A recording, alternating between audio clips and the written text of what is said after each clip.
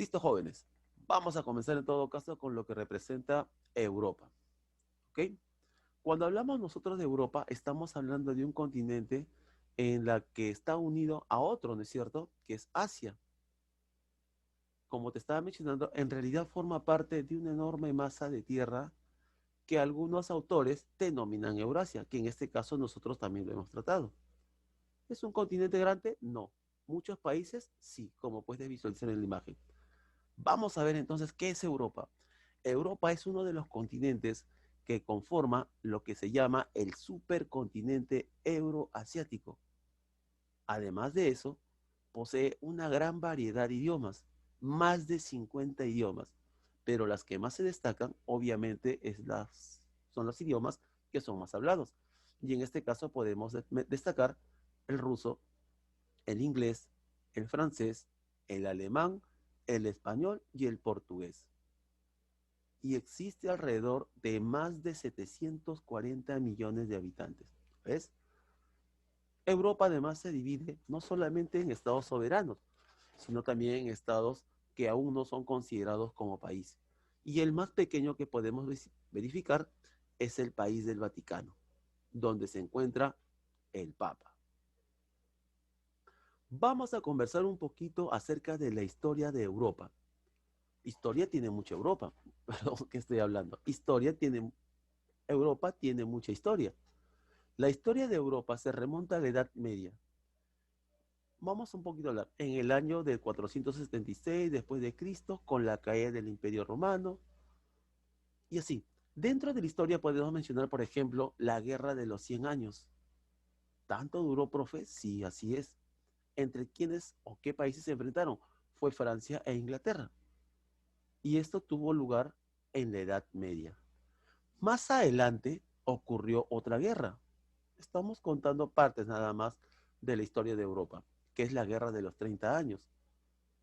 Profesor, explíqueme un poquito mejor acerca de la Guerra de los 30 años.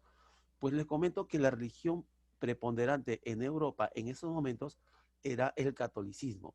Pero ¿qué pasó? En esos momentos, como la gran mayoría de Europa, por no decir toda Europa, estaba siendo católica y existía ya la orden de lo que representa el Papa, muchas de estas personas religiosas vendían las indulgencias. Cometías un pecado, el sacerdote, el padre, el papa, el obispo o el arzobispo, por una cantidad de dinero en oro, te perdonaban los pecados.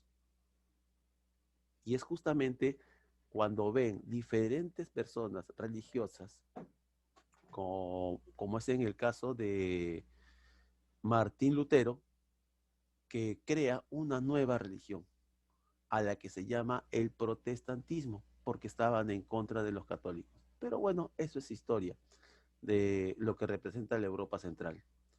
Pero además de eso, dentro de la historia de Europa, podemos mencionar la parte artística y la parte genial, como es, por ejemplo, la parte intelectual, la creación de la Gioconda, como puedes ver acá, el estadio, ¿no?, de Roma, las representaciones históricas, pictóricas, sí, obras literarias de diferentes autores, Leonardo da Vinci, Miguel Ángel, etcétera. Entonces podemos decir que Europa es algo muy importante con lo que representa a la vida no solamente de lo que es Europa misma en sí, sino a nivel mundial. ¿Cuáles son los límites de Europa? Por el norte vamos a encontrar el mar glacial ártico, por el oeste el océano Atlántico, por el sur por el mar Mediterráneo, pero en el este tú sabes que hay una división entre Asia y Europa, ¿no es cierto? Y que hasta la actualidad todavía no es muy clara. ¿Cuál es el clima de Europa, profesor? Bueno, te comento que el clima de Europa es muy extenso y posee diferentes tipos de clima, aunque la mayoría de los climas es templado. Y es por eso que el clima no es muy variable durante todo el año. Profesor, y cuando hablamos de animales estamos hablando de la flora y la fauna. Exactamente. Dado que Europa tiene casi toda la superficie atravesada por el mismo clima, que en este caso viene a ser el clima templado, tanto la flora como la fauna son muy abundantes. ¿Y qué especies animales son las que son características de Europa? El oso pardo, el alce, el lobo, la musaraña común, la ardilla roja, el corzo, y así, etcétera, el lince, el zorro, y algunas especies que habitan en casi la totalidad de todo el continente. En cuanto a las aves, existen más de 800 especies y existen además de 100.000 especies de invertebrados y 75 especies de anfibios. Acá te menciono o puedes verificar una pequeña imagen que es la ardilla roja. La ardilla roja que se encuentra en toda Europa. Vamos ahora a hablar acerca del relieve. ¿Cómo es el terreno en Europa? A lo largo y ancho de todo el continente europeo se pueden ver tres tipos de relieve. La llanura, ¿qué representa la llanura? Los montes Urales, que es la división principal, como ustedes pueden hablar o hemos verificado la semana pasada, que estamos hablando del Himalaya, que se encuentra hasta el Océano Atlántico.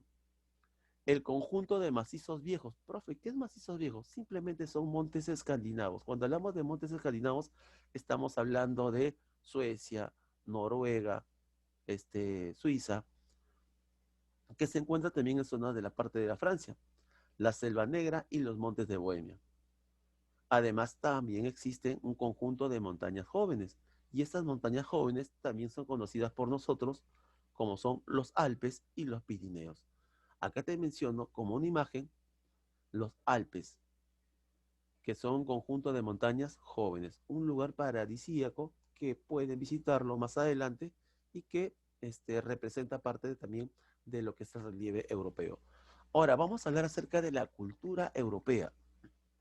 Cuando hablamos de la cultura europea, estamos hablando de cómo nosotros verificamos o percibimos Europa en sí, en la parte intelectual. ¿Qué destaca? La gastronomía, por ejemplo, porque cuenta con gran prestigio. La cultura francesa, la cultura italiana, lo que es la comida española, se destacan. Muchos países son reconocidos justamente por esos platos, por su alta cocina. Sin embargo, el aporte cultural que ha hecho este continente a lo largo de la historia ha marcado los ejes y la historia de otros países. Profesor, explíqueme un poco mejor cuando habla acerca de qué ha marcado la historia en otros países. Sencillo, porque Europa ha sido el primer continente, entre comillas, civilizado, lleno de imperios, lleno de nuevas tecnologías, en conjunto con la parte de Asia, pero Europa tuvo más preponderancia a nivel mundial.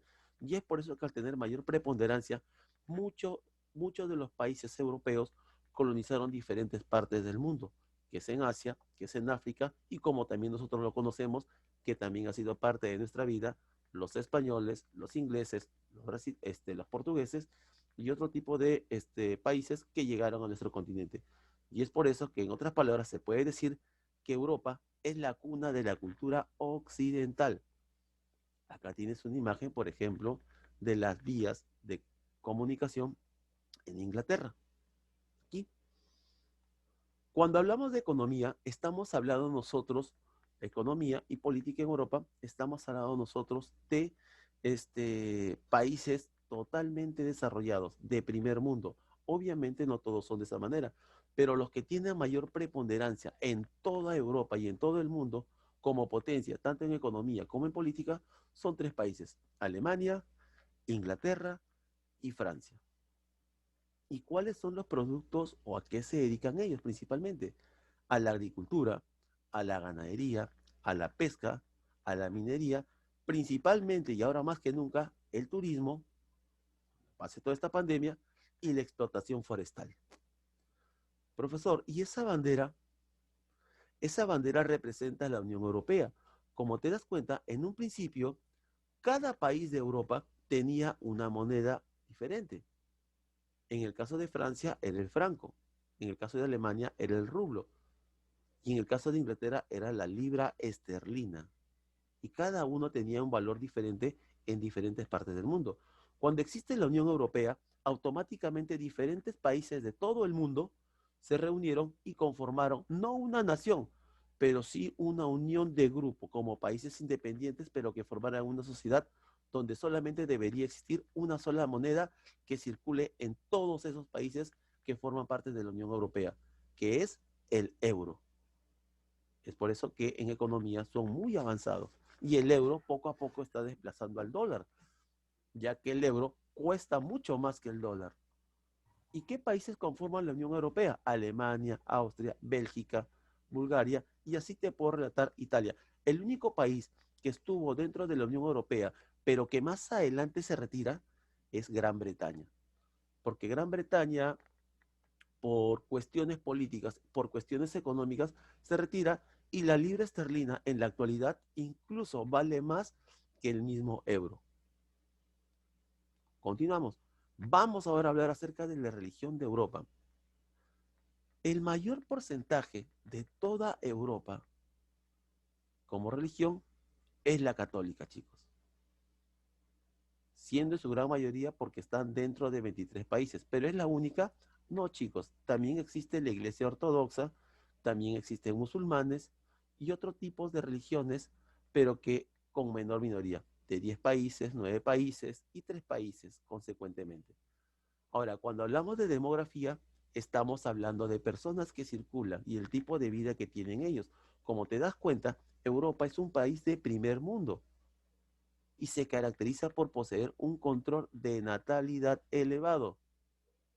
Ah, control de natalidad. Es decir, que existe un reducido número de nacimientos en relación con la cantidad de habitantes y de fallecimientos que hay. Profesor, el concepto está perfecto, pero quisiera que me explique un poco mejor.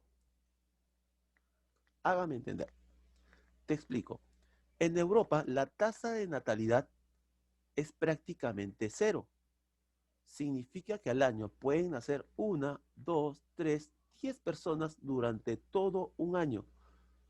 Sin embargo, en el Perú o en otros países, la tasa de natalidad es mucho más alta, ¿no es cierto? Inclusive, les menciono algo. Hubo un tiempo en el año 2000, más o menos, cuando en Italia la tasa de natalidad era cero, chicos. Profe, cuando habla de tasa de natalidad que es cero, significa que no había ningún nacimiento durante el año. Así es, jóvenes, no había ningún nacimiento, ningún bebé durante el año. Italia se preocupó tanto que incluso impulsó a que tuvieran hijos en Italia y dio una ley. Aquel que tuviera un hijo automáticamente durante 2 años para cuidar del nuevo niño o el del nuevo italiano, le iba a brindar 1 millón de liras. Y eso al costo, 1 millón de liras es $700. Significa que si uno tenía un hijo en Italia, todos los meses, durante un año o 2 años, perdón, le iban a brindar el Estado como obsequio para que cuide del niño o la niña $700 mensuales durante todo el año. Ah, profesor. Pero como es un país muy desarrollado, no solamente Italia, sino toda Europa, significa que el alimento y la forma de vida es de mayor calidad. Y es por eso que las personas pueden vivir entre 75 y 80 años. Es el promedio. Si lleva una vida sana, incluso pasa a los 90 y pueden llegar a los 100. Es en el caso de Europa, porque la vida es de otra calidad, como te estaba mencionando. Eso es la demografía. Hasta acá, como te puedo mencionar, y hemos visto durante toda esta clase,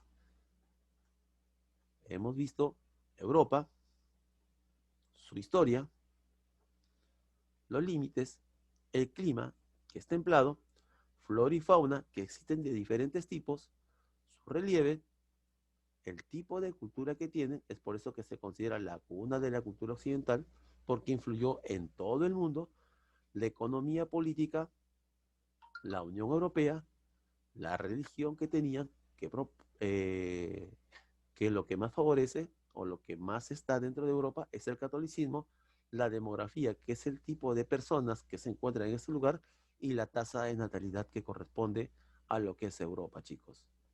Hasta aquí mi presentación con lo que representa Europa.